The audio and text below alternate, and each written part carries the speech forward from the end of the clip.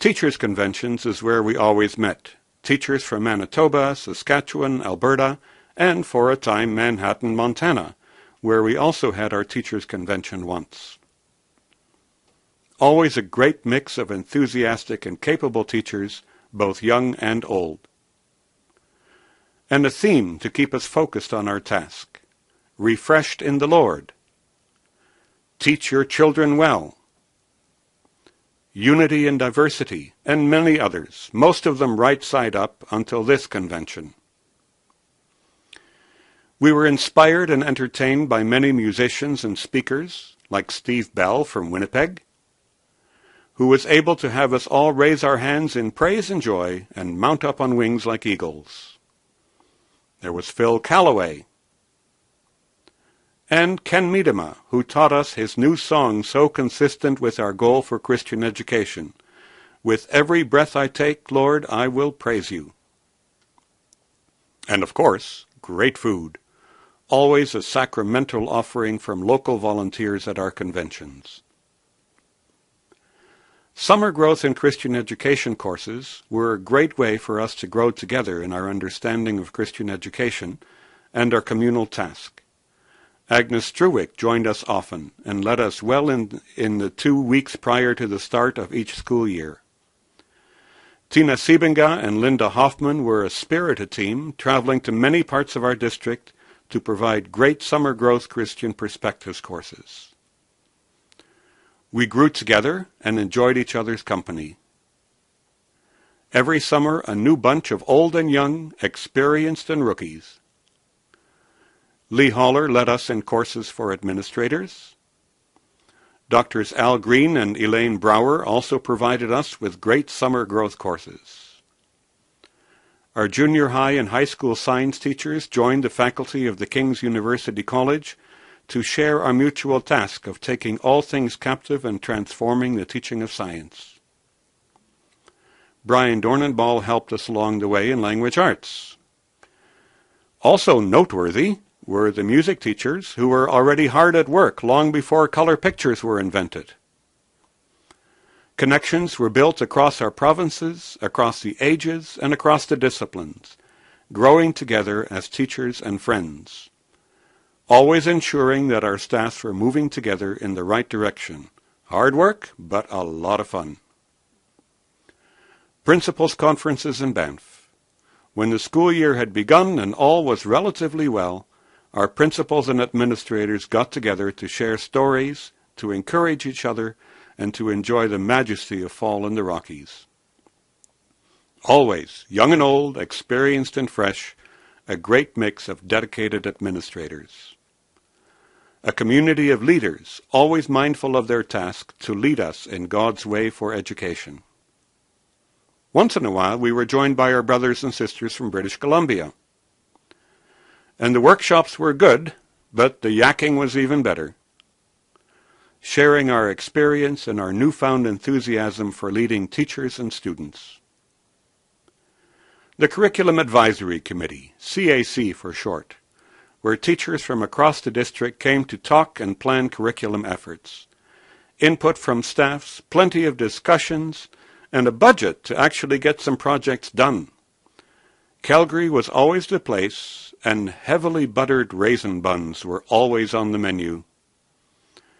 Many, many teachers joined together to provide input and advice on how we could best share the gifts that we were given. Do you happen to notice the raisin buns on the table? We were all a bit younger then, and our faithful District 11 board members, saints from across the district, who gave of their gifts and their weekends to meet and to lead our District 11 projects and people. Some old, some new, some now with the Lord, and others still supporting the work that we do as teachers.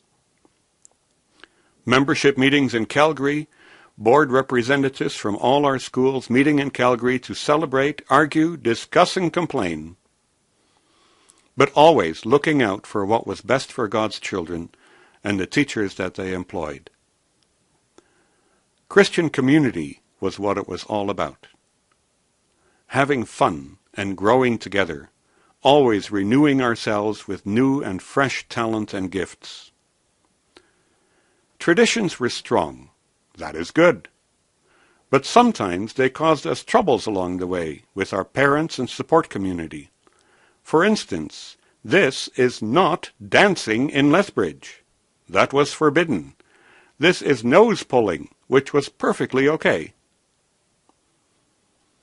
And regardless of the traditions that gave us our identities, we always took the time to worship and to sing God's praises together. We shared our ideas and built on each other's strengths, always keeping in touch with what was happening in the world around us, and learning how to use the latest and the best technology, like this brand new Apple IIe that David had figured out, but Dirk and Tom were still learning. We've had great times together. The Battle of Alberta between the North and the South started early in our district.